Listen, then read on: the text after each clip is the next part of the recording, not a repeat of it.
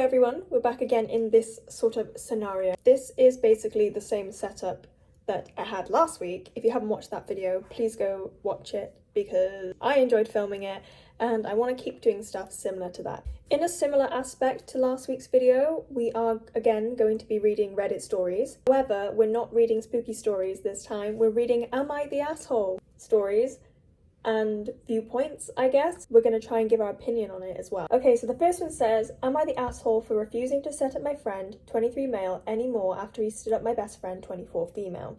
Liam, 23 male, is my husband's best friend and is someone who I also consider a friend. Recently though, Liam and I have had a huge falling out and I'm starting to question if it was too harsh.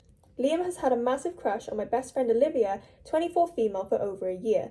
Olivia recently went through a bad breakup with a long-term boyfriend, like he dumped her via text bad, and she was determined to move on fast. Liam basically begged me to set him up with her, saying he'd do anything to go on a date with her. I generally like Liam and thought, like, why not?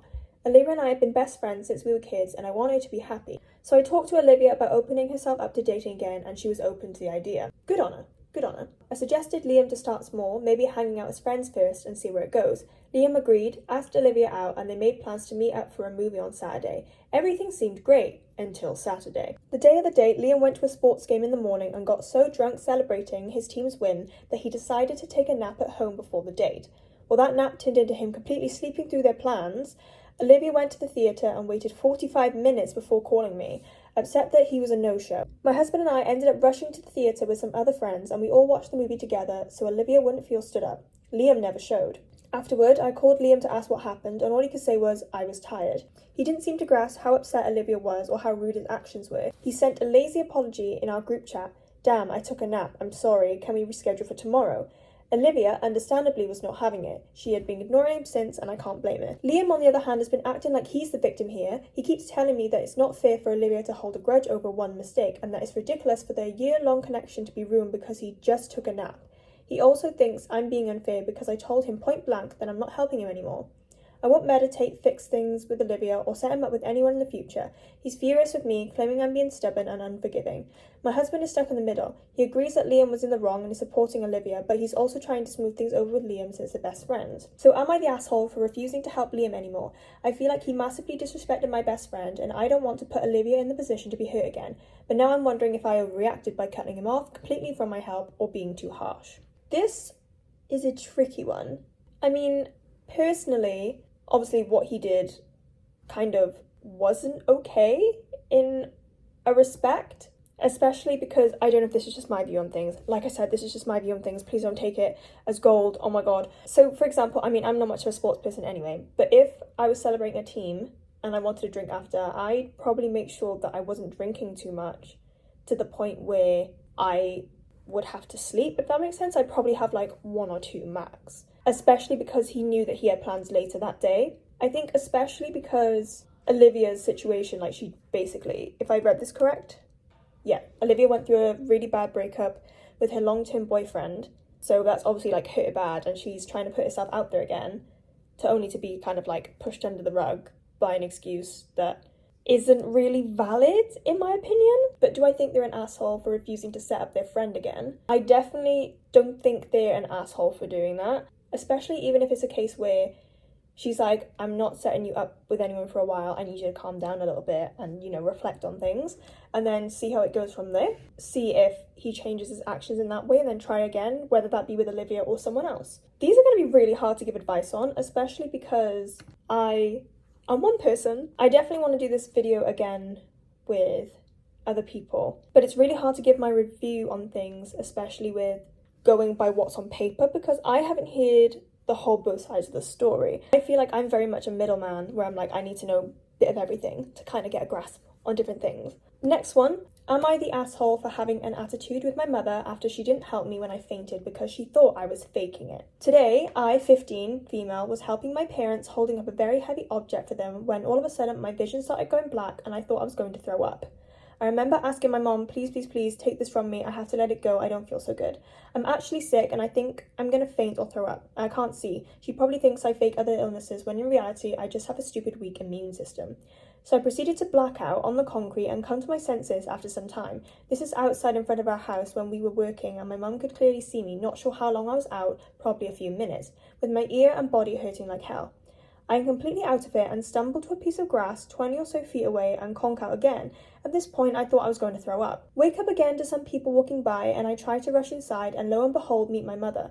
I say, I think I fainted, and she tells me to just go outside and cool down, like go lay in the grass. So I just left, and it took a while before I felt okay.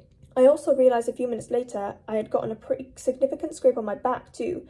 I later confronted her about it, asking why she didn't help me, and she said she thought I was faking it because I didn't want to hold the object up any longer, and my fall looked too graceful/slow for it to be real. Plus, it's the first time this happened.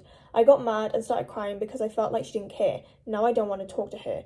Am I the asshole? And then there's an edit comment underneath, where it says, thanks for all the support, guys. My mother apologised but didn't say anything else. Seems like I was out for a minute on the concrete. Not sure how long on grass though. I believe I fainted due to multiple reasons. Just started period, so low iron. Took slightly above the limit dose of zinc in some vitamins yesterday, and I have a slight cold. The object was a big door to those who worried if it fell on me. Didn't. I feel fine now. I probably won't go to the doctor. Thank you all. Your comments help. So what are some of the comments saying? A lot of people in the comments are saying go see a doctor and about medical professionalism. However, I don't think you're so much of an asshole. Personally, I'd be like, come on. I feel like, especially as like girls growing up, you have such a kind of conflicted thing and relationship with your parents, especially like with your mother. I personally would have been a bit annoyed because I would have been like, well, why do you not take this seriously? The fact that she's not taking it a bit seriously and she's like, oh, it didn't look real. I feel like that's her being maybe a bit, not like in denial, I guess. That's the wrong wording for it. I don't know how I want to say what I want to say. Personally, you're not the asshole for having an attitude with your mum after. I feel like attitude is kind of a weird word. I'd probably hold a grudge and be like, well, why does she think this? But attitude is a strong word. But I don't think you're an asshole for being annoyed or holding a grudge, we shall say. Okay, so the next story is, am I the asshole for asking my mom to stop staying over at the house she rents for me? I, 27 female, have lived with my mom for most of my life, but last September she remarried and moved in with her new husband. He lives 45 minutes away from my area, though my mom and her husband recently bought a new house just one street away from me. However, the new house is still under renovation, so it'll be a while before they can live there. Here's the issue. For the past 2 months, I've had a new roommate, also a friend, and things have been going great. My roommate is clean, kind, and easy to live with, even though she's a bit shy and takes time to warm up to people. But my mom, who owns the house, has been coming over unannounced. She'll hang out in the house without letting us know beforehand, and sometimes even stays overnight, up to 2 nights a week, either on the couch or in the spare bedroom. This feels like a massive invasion of our privacy, especially my roommates. I feel awful for her because where is it normal for a landlord to just live in the place they're renting out? I love having my own space, and this constant intrusion is a big reason why I wanted to move out of my mom's house in the first place. The tricky part is that I'm struggling to bring this up to her. We don't have the best relationship, and communicating with her has always been difficult. She's very my way or the highway. It always feels like I'd be kicking my own mom out, which makes me feel guilty. To make things more complicated, my mom set some strict house rules. No drinking, no smoking, no boyfriend staying over, and no big parties.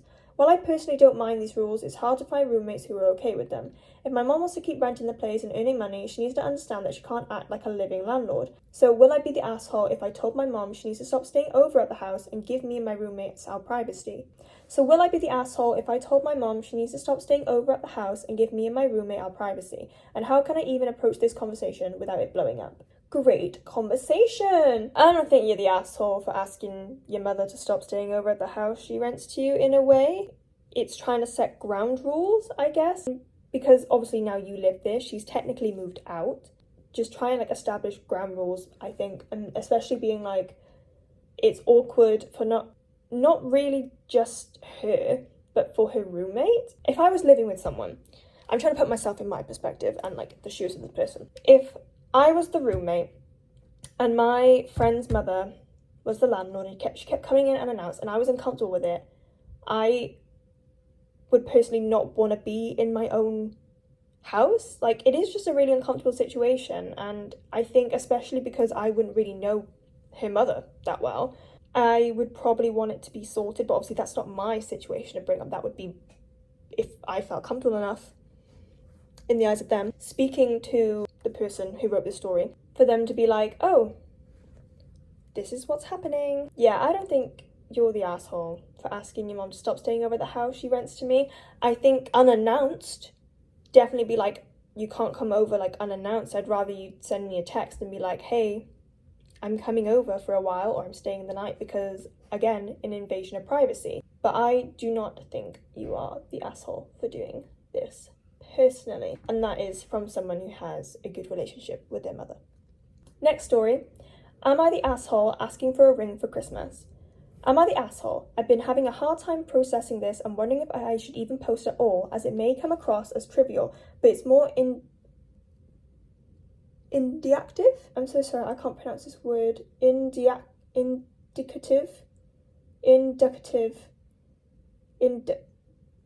I can't say words. Of a deeper issue.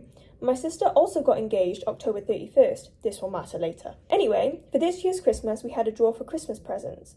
So every person gets one person a present. There are 4 of us. My sister, her partner, my mom and I. My sister, mom got each other, and her partner and I got each other. I was in the store looking for a gift for him and called my sister to ask her opinion. She then asked me if I had any suggestions, and I did. A couple days ago, I saw a cute little gold ring with a little stick of butter on it. I'm a baker and thought it was adorable. I was going to buy it for myself, but thought the draw was coming out soon and maybe I could suggest it to whoever drew my name. It makes everyone's life easier. It was affordably priced and well within a budget at $40. I sent her a picture and she goes, insert my name here, you want my fiancé to buy you a ring? No. What's her problem? I said. That's weird. Isn't that weird? Insert partner's name here. He must have nodded his head because she was reaffirmed in her stance. I felt a bit ganged up, like I was asking for something devious or did something horribly wrong.